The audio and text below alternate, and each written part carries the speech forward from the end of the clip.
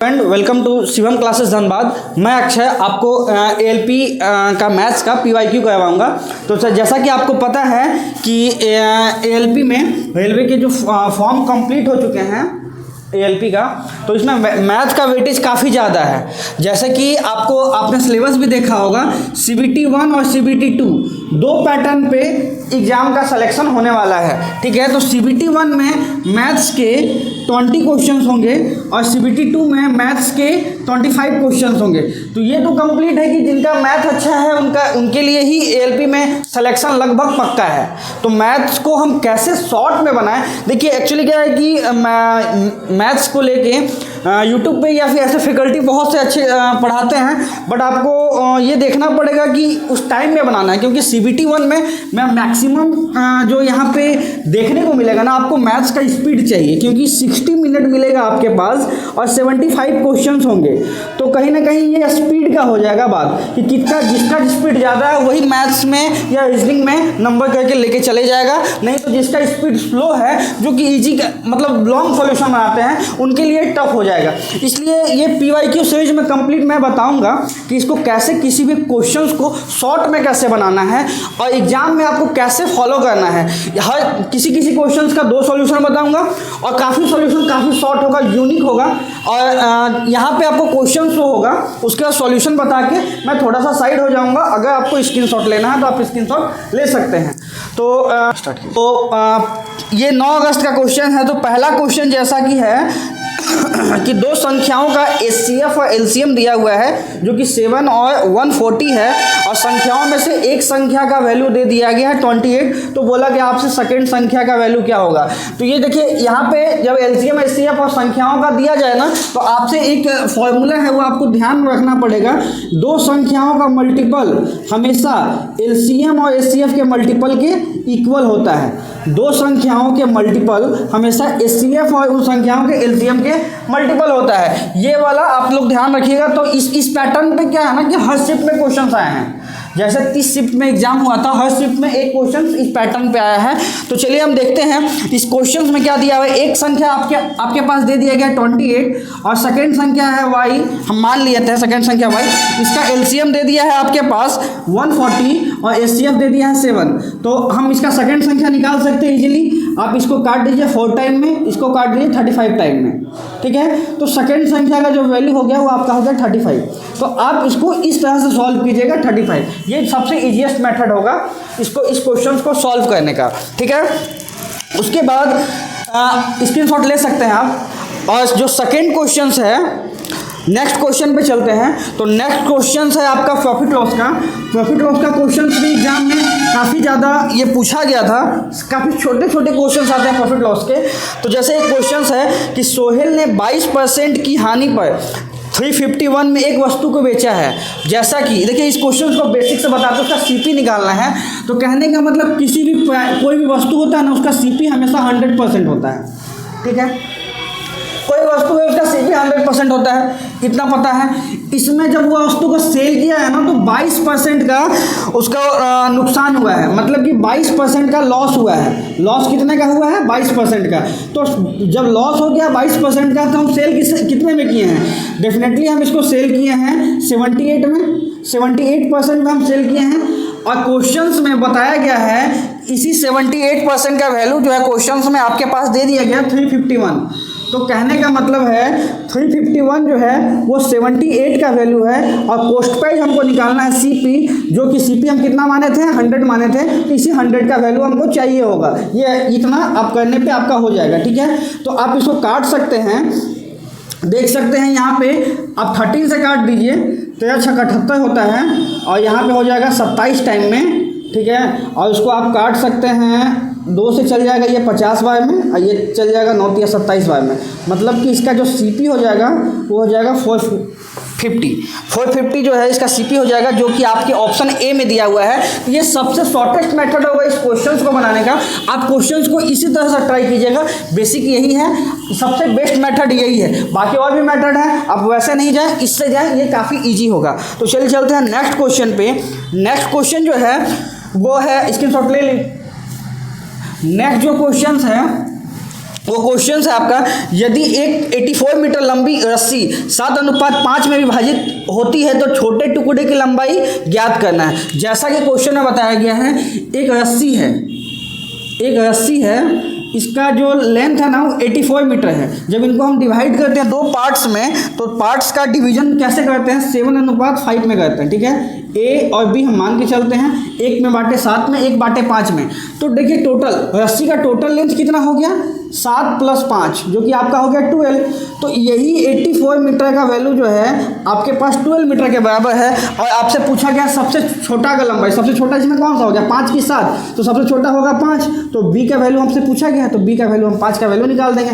इस 7 बार में चला जाएगा, 12 × 7 = 84 होता है। बी का वैल्यू आ जाएगा 35। ये इस तरह से आप इसको सॉल्व कर सकते हैं। इतना शॉर्ट में आप इसको सॉल्व कर सकते हैं। ये हो गया 35। ये हो गया ऑप्शन थर्ड है, ये क्वेश्चन नंबर 3 का। चलिए चलते हैं हम नेक्स्ट क्वेश्चन पे, आप इसका स्क्रीनशॉट ले सकते हैं। नेक्स्ट क्वेश्चन पे चलते हैं, जो क्वेश्चन नंबर आपका 4 है। इसमें क्या बोला गया है, यदि 50 श्रमिक का औसत वेतन जो है 100 रुपीज़ है, इनमें से 30 लोगों का औसत वेतन 120 है, तो शेष श्रमिकों का औसत वेतन कितना होगा। देखिए यहाँ पे क्या बोला गया है कि किसी इंडस्ट्री में 50 लोग हैं, 50 श्रमिक हैं, ठीक है। इनका औसत वेतन दे दिया गया है, कितना वेतन दिया है, 100 रुपीज़। ये क्या है, औसत है इनका, मतलब प्रत्येक लोग 100 रुपीज़ इसमें कमाते हैं, ठीक है, अर्न करते हैं। उसमें से 30 का औसत दे दिया है, फर्स्टली 30 का औसत, 30 लोगों का औसत दे दिया है आपके पास, जो कि 120 है। तो पूछा गया है बाकी कितना बचेगा, बाकी बचेगा आपका 20, 50 में से 30 गया तो 20 लोग बचेंगे। तो 20 लोगों का वेतन कितना होगा वो पूछा गया है आपसे, ये कितना होगा। देखिए इसको बनाने का काफ़ी बहुत सा मेथड है। चलिए मैं दोनों मेथड आपको बता देता हूँ। सबसे मेथड 1 मैं यहाँ लिख देता हूँ, मेथड 1, और यहाँ पे लिखता हूँ मेथड 2। आपको जो मेथड अच्छा लगे आप उस मेथड को फॉलो कर सकते हैं। देखिए मेथड 1 क्या है, मेथड 1 में क्या है कि 50 लोग हैं, 100 कमाते हैं, ये टोटल हो गया। इनमें से 30 लोग जो 120 कमाते हैं उनको घटा दीजिए, ठीक है। घटाने के बाद बाकी बचे लोगों का निकालना है, तो 20 से इसको डिवाइड दे दी, यहाँ से आप निकाल सकते हैं। या फिर इसको सेकेंड मेथड में कैसे बनाएंगे, कैलकुलेशन काफ़ी ज़्यादा हो जाएगा कैलकुलेटिंग। इसको सेकेंड से कैसे बनाएंगे, 30 लोग और 20 लोग, ठीक है। इन 30 लोगों में कितने लोग कमाते हैं, औसत 120 कमाते हैं। औसत को हम एवरेज ऐसे लिख देते हैं, ठीक है। और 20 लोगों में मतलब कितना निकालना है, यही निकालना है। और टोटल का दे दिया ये कितना आपका 100, ठीक है। तो आप इसको अनुपात में पहले कन्वर्ट कर दीजिए। अब इसको आप डायरेक्टली वेक्टर डिफरेंस से निकाल सकते हैं। तो इसका क्या होगा, 120 × 3 प्लस 20 × x = 5 × 100। ये वाला ज़्यादा आसान होगा। ये होगा 360 प्लस 20x = 500। तो यहाँ पे आ जाएगा आपका x = क्या आ जाएगा, 500 में से 360 गया तो 140। 140 को जब 20 से डिवाइड किए तो आपके पास आ जाएगा 70, ठीक है। तो यहाँ पे आ जाएगा आपके पास 70। ये आपका आंसर हो जाएगा, ठीक है। तो आप इस क्वेश्चंस को इसी तरह से बनाइएगा, ये ज़्यादा आपके लिए आसान होगा, ठीक है। 70, तो बाकी लोग कितने कमाते हैं, 70 रुपीज़ प्रत्येक लोग कमाते हैं। ये आपका आंसर हो जाएगा। तो ये देख लीजिए पहला क्वेश्चन है, ये वाला अगेन क्वेश्चन सेकेंड वाला क्वेश्चन है। तो दोनों का स्क्रीनशॉट आप इस तरह से ले सकते हैं, ठीक है। अब चलते हैं, देखिए नेक्स्ट क्वेश्चन जो है, नेक्स्ट क्वेश्चन पे चलते हैं। नेक्स्ट जो क्वेश्चन है आपका, वो क्वेश्चन दिया गया है कि शशि को परीक्षा पास करने के लिए 35 अंक चाहिए होता है। एक एग्जाम होता है, उसमें एक शशि नाम का लड़का है, उसको पास करने के लिए 35 अंक लाना पड़ेगा, ठीक है। वो 125 अंक हासिल करता है और 50 नंबर से फेल हो जाता है। उसने कितना 125 नंबर लाया और 50 मार्क्स से फेल हो गया। 125 लाया और 50 नंबर से फेल हो गया।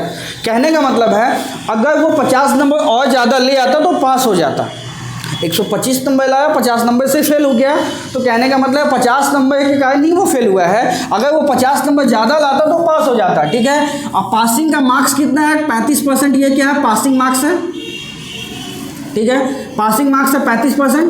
तो 35% का वैल्यू कितना है, 125 तो दिया हुआ है, और 50 नंबर लाता तो वो पास हो जाता। तो कहने का मतलब क्या है, 35% कितना का वैल्यू है, 175 का वैल्यू है। तो आपको निकालना है 100 का वैल्यू, तो 100 का वैल्यू हम निकाल सकते हैं यहाँ से 175। अगर 35 का वैल्यू है तो आप 100 का वैल्यू यहाँ से निकाल दीजिए। यहाँ से कैसे निकालेंगे, देखिए 35 से ये कट जाता है, 35 × 5 = 175 होता है, तो इसका हो गया 500। ये 500 क्या हो गया, टोटल मार्क्स। और आपसे पूछा गया है, टोटल मार्क्स ही पूछा गया है कि अधिकतम अंक की कितनी का नाम का परीक्षा था, तो 100% क्या है 500, मतलब 500 एग्जाम का 500 नंबर का वो एग्ज़ाम हुआ था। तो ये हो गया सबसे शॉर्ट मेथड, आप इसका स्क्रीनशॉट ले सकते हैं। ये इसका बनाने का सबसे अच्छा वे यही होगा। अब यदि चलिए चलते हैं एक नेक्स्ट क्वेश्चन पे जो आपसे पूछा गया है वर्गमूल निकालने का। देखिए इसका हम बहुत मैं शॉर्ट बताऊंगा इसको, सबसे शॉर्ट आपको याद नहीं करना पड़ेगा। बहुत जगह लोग बोलते हैं ना कि इसको याद रखना पड़ेगा। देखिए इसका मैं 1089 है और इसका बोला गया है कि आपको निकालना रूट के बाहर में क्या टर्म आएगा। ऑप्शन पहले देख लीजिए क्या है। ऑप्शन है 23, ठीक है, पहला ऑप्शन। सेकंड ऑप्शन है 33, सी ऑप्शन है 37, डी ऑप्शन कितना है 27। तो देखिए पहले इसके हम आसपास में चलते हैं। 1089 के आसपास में वैसा कौन सा टर्म है जिसका इजीली हमको वो पता हो कि इसका स्क्वायर रूट क्या होगा, ठीक है। सबसे पहले हम इसका देखेंगे ना कि 30 क्या है, कि 30 का हमको पता है कि इसका स्क्वायर क्या होगा। 30 का स्क्वायर कितना होता है 900 होता है। ये 900 से बड़ा है, तो जो भी वैल्यू होगा वो 30 से बड़ा होने वाला है। पहला ऑप्शन तो नहीं होगा क्योंकि ये 23 है, लास्ट वाला भी नहीं होगा, 27 है, ठीक है, ये दोनों तो नहीं होगा। और देखिए 40 का स्क्वायर कितना होता है 1600 होता है। 40 का स्क्वायर 1600 होता है। अब हमारे पास दो ऑप्शन बच गए, या फिर 33 होगा नहीं तो 37 होगा, ठीक है। तो यहाँ पे देखिए 40 का स्क्वायर कितना 1600 होता है और 40 से सटा हुआ ये नंबर है, जबकि ये क्या है, ये 30 के आसपास का नंबर है। तो इसका ये भी आंसर नहीं होगा, 33 इसका आंसर हो जाएगा, क्योंकि 33 जो है वो किसका स्क्वायर होता है 1089 का स्क्वायर होता है, ठीक है। आप इसको ऐसे बना सकते हैं, ये काफ़ी इजी मेथड हो जाएगा, ठीक है। तो चलिए अब चलते हैं नेक्स्ट क्वेश्चन पे। आप देख लीजिएगा इसको कैसे बनाया। अगर आपको समझ में नहीं आया तो आप कमेंट में बताइएगा कि आपको कहाँ पे डाउट हुआ। नहीं तो हम प्रत्येक स्क्वायर जैसे भी किसी भी नंबर का स्क्वायर निकालने के लिए मैं शॉर्ट मेथड बता दूंगा, अगर आपको ये वाला समझ में नहीं आया तो चलिए अब चलते हैं नेक्स्ट क्वेश्चन पे। नेक्स्ट क्वेश्चन जो आपका दिया गया है वो बताया गया है कि एक प्राकृतिक संख्या जब 4, 6, 8 या 9 से विभाजित होती है तो प्रत्येक मामले में 3 बचता है। तो ऐसे सभी संख्याओं में सबसे छोटी संख्या कौन सी है। देखिए बोला गया है, एक नंबर दिया गया है, ऑप्शन पहले देख लीजिए। ये सब ऑप्शन से आप सॉल्व कीजिएगा, ये सब क्वेश्चन को कंप्लीट आंसर कभी नहीं मत निकालिएगा, क्योंकि ऐसे नंबर ऑफ संख्या बहुत सा पॉसिबल है। तो आपका ऑप्शन सर्टिफाई होना चाहिए, कौन सा ऑप्शन आपके वैल्यू में सेट होगा वही आंसर होगा आपका। जैसे देखिए 147, ये 4 ऑप्शन आपके पास। बोला क्या गया है कि 4, 6, 8 और 9 जब इनसे डिवाइड देते हैं ना तो रिमाइंडर कितना बच जाता है 3 बच जाता है। और रिमाइंडर कितना बचता है 3 बचता है। जब इन संख्या से डिवाइड देते हैं तो रिमाइंडर कितना बचता है 3 बचता है। तो सबसे छोटी संख्या कौन सी है, इसका मतलब रिमाइंडर 3 बच रहा है, ठीक है। तो 3 में हम सबसे घटा देंगे 3, सभी ऑप्शन से 3 घटा देंगे। यहाँ घटाने के बाद 36 है, यहाँ घटाने के बाद 72 है, यहाँ घटाने के बाद कितना होगा 108 और यहाँ घटाने के बाद कितना होगा 144, ठीक है। ये वाला हो गया।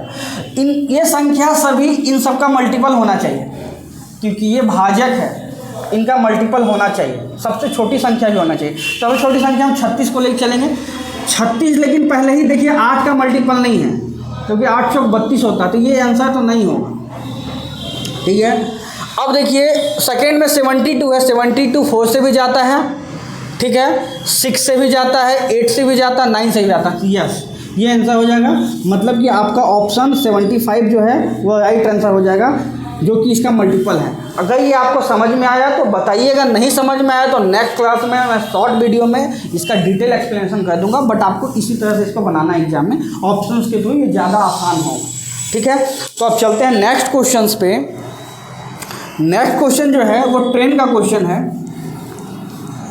देखिए बोला क्या गया है, 2 ट्रेन हैं जिनका लेंथ है 155 मीटर लंबी है, दूसरी जो है 165 मीटर लंबी है, विपरीत दिशाओं से आती है, मतलब दोनों अपोजिट साइड से आता है और 9.6 सेकेंड में एक दूसरे को पार कर लेता है।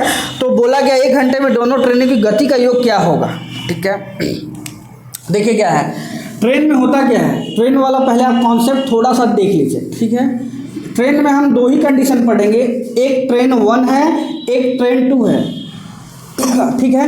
एक कंडीशन है कि एक ट्रेन दोनों के अपोजिट आएगी, जब भी अपोजिट आएगा ना तो इसका जो जब भी अपोजिट ये ट्रेन आएगा तो इसका हम कैसे निकालेंगे, ट्रेन 1 का लेंथ, ट्रेन 2 का लेंथ, ठीक है। इसके बाद speed of train 1, speed of train 2, ठीक है। और ये क्या निकलेगा, ये आपका निकल जाएगा टाइम, कितना टाइम में वो एक दूसरे को पार कर देगा, ये वाला हो जाएगा फॉर्मूला, ठीक है।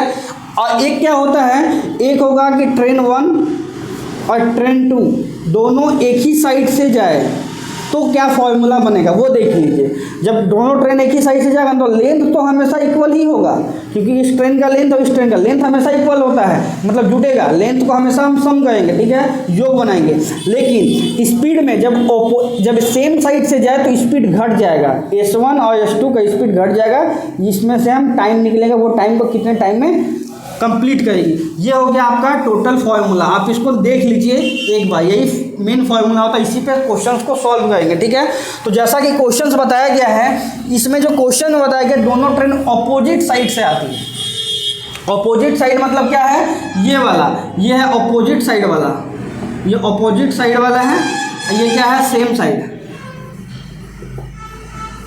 यह सेम साइड वाला। अपोजिट साइड वाले में क्या होता है, दोनों का लेंथ ऐड होता है, तो हमारा जो दिया हुआ L1 plus L2 equal to S1 plus S2 equal to time होता है, ठीक है, ये फॉर्मूला होता है। तो हम देखेंगे एक ट्रेन का लंबाई है 155, दूसरा का है 165, ठीक है, और दोनों का यही सम निकालना है, S1 प्लस S2 ही निकालना है स्पीड का। ये कवर कितने टाइम में करती है, 9.6 सेकेंड में एक दूसरे को पार करती है। S1 प्लस S2 क्या हो जाएगा, देखिए यहाँ पे आ जाएगा, अगर 5 इसको दे देंगे तो 16 दूनी 32, 320 हो जाएगा। 320 को 9.6 से डिवाइड करेंगे तो ये देखिए पॉइंट हटाएंगे तो जो बैठ जाएगा, ये हो गया 100/3। 100/3 किस में आया है, मीटर प्रति सेकेंड में आया है, ठीक है। मीटर प्रति सेकेंड को हम ऑप्शन में जो भी है वो किलोमीटर प्रति घंटा में है, ठीक है, तो इसको हम चेंज करेंगे, किलोमीटर प्रति घंटा में कैसे चेंज करेंगे, 18/5 से डिवाइड कर देंगे, ठीक है। 18/5 से इसको कर दीजिए, 6 से जाएगा, ये जाएगा 20 से, तो इसका कितना आ गया 120 किलोमीटर प्रति घंटा, ठीक है। ये आंसर हो जाएगा। आप इस क्वेश्चन को इसी तरह से बनाइएगा, ये सबसे शॉर्ट मेथड है। और ये वाला दोनों देख लीजिएगा, अगर अपोजिट साइड से ट्रेन आए या फिर सेम साइड से आए तो दोनों का लेंथ निकालना हो या दोनों का स्पीड निकालना हो या टाइम कितने समय के बाद वो मिलेगी, ये आप इस फॉर्मूला से बना सकते हैं इजीली। ये सबसे शॉर्ट मेथड है बनाने का, ठीक है। उसके बाद हम चलते हैं नेक्स्ट क्वेश्चन पे। नेक्स्ट क्वेश्चन भी आप इसका स्क्रीनशॉट ले सकते हैं। नेक्स्ट क्वेश्चन भी मैंने इसलिए ट्रेन का ही रखा है ताकि आपको ये फॉर्मूला से आपको पता चले कि मतलब क्वेश्चन बन पाया है कि नहीं।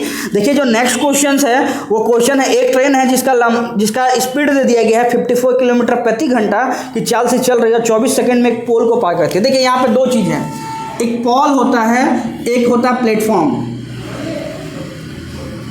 आप जब भी ट्रेन से ट्रेवल किए होंगे तो वहाँ पे आपने एक चीज़ देखा होगा कि प्लेटफॉर्म जो होता है, प्लेटफॉर्म का कुछ ना कुछ लेंथ होता है, प्लेटफॉर्म का कुछ ना कुछ लंबाई होता है। जैसे बोला गया है, जैसे हम लोग पढ़ते भी हैं कि जीएस में पढ़ते हैं कि किस स्टेशन का सबसे लंबा प्लेटफॉर्म होगा, कौन सा स्टेशन का सबसे छोटा प्लेटफॉर्म होगा। मतलब कहीं ना कहीं प्लेटफॉर्म का कहीं ना कहीं कुछ लंबाई होता है और ट्रेन को इसमें टाइम लगता है इस लंबाई को कवर करने में।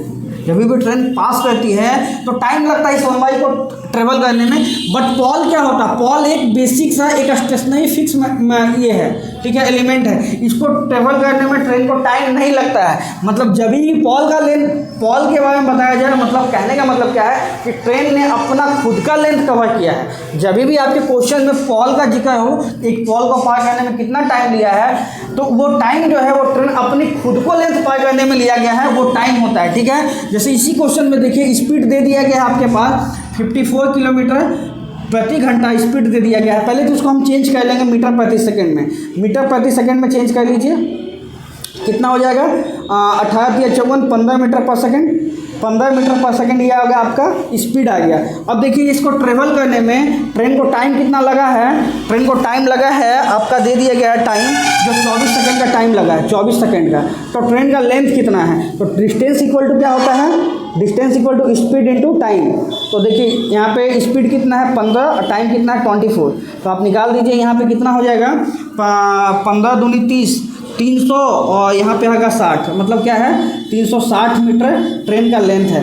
पोल को पार करेगा तो खुद का लेंथ ट्रेवल करेगा, तो 360 मीटर ही ट्रेवल करने में उसको 24 सेकंड का समय लगा है। ये हो गया कंप्लीट क्वेश्चंस जो कि आपका ऑप्शन डी में दिया हुआ है 360 मीटर। आप इसका स्क्रीनशॉट ले लीजिए। अगर आपको समझ में नहीं आया हो कमेंट में बताइएगा कि समझ में आया या नहीं आया, तो मैं इसको शॉर्ट भी और बता दूंगा इसको कैसे बनाते हैं, ये कन्वर्ट कैसे करते हैं किलोमीटर को मीटर में या मीटर को किलोमीटर में। ठीक है, क्योंकि हमारे पास बहुत से स्टूडेंट ऐसे हैं जिन्होंने कमेंट किया था कि मैं बेसिक से करने के लिए, इसलिए बेसिक से ये बताया गया है। अगर आपको लगता है कि आप इसको फास्ट बना सकते हैं तो डेफिनेटली आप लिखिएगा कि आपको ये मेथड कैसा लगा। ठीक है, ये सभी स्टूडेंट के लिए, इसलिए थोड़ा सा लंबा ये वीडियो हो सकता है। ठीक है, और देखिए उसके बाद जो नेक्स्ट क्वेश्चन है हमारा, वो नेक्स्ट क्वेश्चन जो है, नेक्स्ट क्वेश्चन बताया गया है एक आदमी जिसकी कुल बचत 25% है। देखिए यहाँ पे ये भी क्वेश्चन काफ़ी अच्छा है। एक आदमी अपनी कुल बचत का 25% अपने बेटे को और शेष का, एक आदमी अपने कुल बचत का 25% अपने बड़े बेटों को और शेष का 40% अपने छोटे बेटों को उपहार में देता है। कहने का मतलब क्या है, एक आदमी के पास पैसा है जो कि 100% हम मान के चलें, ठीक है, ये मान के चलें, उसने अपने बड़े बेटे को दिया है, बड़े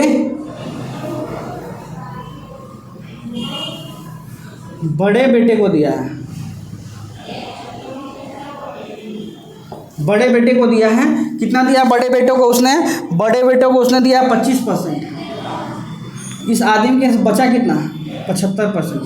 ठीक है, इन 75% का 40% अपने छोटे बेटों को उपहार में दिया है। मतलब कितना दिया है, छोटे बेटे को कितना दिया है, बचा हुआ का 40%, मतलब 75% का 40% दिया है। तो कहने का मतलब है कितना दे दिया भाई, 75% का 40% कितना होता है 30 होता है। तो 30% अपने बेटे को दे दिया है। ठीक है, तो इसके पास बचा कितना, अगर 75 में से 30 घटा दें तो बचेगा कितना 45%। ये उसके पास सेविंग है। ठीक है, क्वेश्चन में बोला गया है कि उसके बचत, सेविंग का मतलब बचत ही होता है, उसके बचत जो दिया हुआ है उसका बचत कितना बचा हुआ है, इसी 45%, परसेंटेज में 45 बचता है, बचा उसके पास कितना है, इतना बचा है, इतना बच गया है। तो आपसे बोला गया है कि उसके पास बड़े बेटे को कितना उपहार दिया, बड़े बेटे को 25% दिया है, इसी 25% का वैल्यू आपसे पूछा गया है। ठीक है, तो यहाँ पे आप निकाल सकते हैं, ये 45% का वैल्यू है, आपसे 25 का वैल्यू पूछा गया है। पहले इसको काट दीजिए, 9 से काट दीजिए, 9 से जाएगा 9 25 45 और 9 9 81, 2 इधर गया, 9 दूनी 18, 9 3 27। ठीक है, 5 से काटेंगे ना तो 25 25, मतलब क्या है 923 इंटू 5, लास्ट में 5 आने वाला है डिजिट में, लास्ट में 5 का डिजिट एक ही है ऑप्शन, जो कि आपका है 4615। ठीक है, ये आंसर हो जाएगा। आंसर नहीं दिख रहा है तो मैं यहाँ लिख देता हूँ 4615 रुपीज़ आंसर हो जाएगा, जो कि आपको ऑप्शन डी में है। इस मेथड से बनाइएगा, ये सबसे आसान मेथड है। ठीक है, कंप्लीट सॉल्व भी नहीं करना, आप यूनिट डिजिट देख सकते हैं, 5 को 3 से करेंगे, लास्ट में 5 आने वाला है, 5 से एक ही ऑप्शन है। ठीक है, ऑप्शन भी आप देख सकते हैं, ऊपर आपको शो होता होगा ऑप्शन, वहाँ से भी आप देख सकते हैं। इस क्वेश्चन को इजी ऐसे ही बना सकते हैं। तो चलिए आप चलते हैं नेक्स्ट क्वेश्चन पे। ये आपका सॉल्यूशन कैसा लगा आप डेफिनेटली बताइएगा। ये जितना भी क्वेश्चन का सॉल्यूशन है सब आया हुआ एग्जाम का है, तो ऐसा नहीं है कि मतलब खुद का क्वेश्चन बनाया हुआ है। और शिवम क्लासेस धनबाद का जल्दी एक मतलब एक न्यू अनाउंसमेंट होगा आप लोगों के लिए, जिसमें काफ़ी अच्छे अच्छे क्वेश्चंस मतलब बताए जाएंगे। तो अब चलते हैं नेक्स्ट क्वेश्चन पे। नेक्स्ट जो क्वेश्चन है आपका वह है 16 छात्रों के एक समूह द्वारा प्राप्त औसत अंक 24 है। एक छात्र ने समूह छोड़ दिया जिसके परिणामस्वरूप शेष छात्रों का औसत 25 हो गया। ठीक है, मतलब क्या है कि 16 जो स्टूडेंट हैं, कहने का मतलब है, क्वेश्चन को ध्यान से देखिएगा, पहले कितने स्टूडेंट हैं, 16 स्टूडेंट हैं। ठीक है, इनका औसत दिया हुआ है 24। ठीक है, एक छात्र ने समूह छोड़ दिया, समूह छोड़ देगा, एक आदमी चला जाएगा तो बचेगा 15 लोग, 15 लोगों में औसत कितना हो गया 25 हो गया। ये वाला क्वेश्चन ध्यान से देखिएगा। इस मेथड को अगर ये मेथड समझ में नहीं आएगा तो बोलिएगा, मैं वापस से इसको बता दूंगा। देखिए एक स्टूडेंट गया, औसत बढ़ गया, पहले 24 था तो 25 हो गया। औसत कब बढ़ेगा? तभी औसत बढ़ेगा जब समूह से जाने वाला जो बंदा है ना, उसका वजन जो है इस औसत से कम होगा, तब औसत बढ़ जाता है। ठीक है, यहाँ पे देखिए औसत कितना बढ़ा है? 1 बढ़ा है। 1 बढ़ा है कितने पे? 1 बढ़ा है 15 पे। ठीक है, 15 पे 1 बढ़ गया है औसत, उसका औसत है 15 से 1 बढ़ गया है, मतलब टोटल 24 में से 15 जब हम घटाते हैं तो कितना आया? 9 आया। तो जो जो स्टूडेंट गया, मतलब छोड़ा स्टूडेंट का औसत, छोड़ा स्टूडेंट का अंक कितना है? 9 है।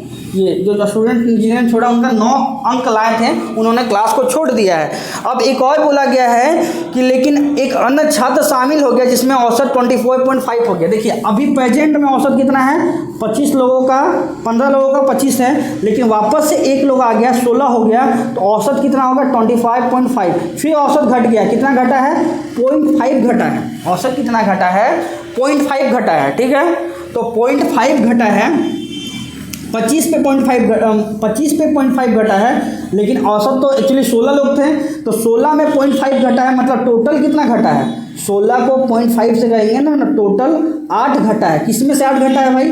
25 में से 8 घटा है, जो कि आपका हो जाएगा, 25 में से 8 घटा देंगे तो आपका हो जाएगा 17। ठीक है, 17 घट गया है औसत, मतलब जो स्टूडेंट न्यू स्टूडेंट जो आया है ना, उनका वेट जो है, उनका अंक जो है वो 17 अंक उन्होंने लाया था। ठीक है, अब यही आपसे क्वेश्चन में पूछा गया है कि जो शामिल हुए हैं जिसने छोड़ा, दोनों का औसत कितना होगा? जो शामिल हुए उनका औसत 17 है, जो छोड़े उनका औसत 9 था, तो दोनों का औसत जब निकालना है तो कितना हो जाएगा? 28/2, जो कि आपका हो जाएगा 14। ऑप्शन बी 14 ऑप्शन बी में है। इसको आप ऐसे बना सकते हैं। ठीक है, होप सो आपको ये वीडियो पसंद आया होगा, और ऐसे ही वीडियो के लिए शिवम क्लासेस धनबाद के चैनल को सब्सक्राइब कर दें और लाइक कर दें, और अपने दोस्तों तक इस वीडियो को पहुंचाएं। ये सब अच्छे क्वेश्चंस हैं, और भी क्वेश्चंस काफ़ी आए हैं मैथ्स में, बट ये सब काफ़ी अच्छे क्वेश्चन थे, इसलिए मैंने इनका कंपाइलेशन करके एक वीडियो बनाया है। और इसका जो भी PDF होगा टेलीग्राम चैनल पे आपको मिल जाएगा। आपको कैसा लगा ये सॉल्यूशन कमेंट में बताइएगा। कौन सा क्वेश्चन आपको समझ में नहीं आया, क्वेश्चन नंबर दे के कमेंट में बताइएगा, ताकि मैं ट्राई करूँगा नेक्स्ट टाइम कि उसका इजीली सॉल्यूशन और भी करवाया जाए। तो चलिए आज के लिए इतना ही, नमस्कार।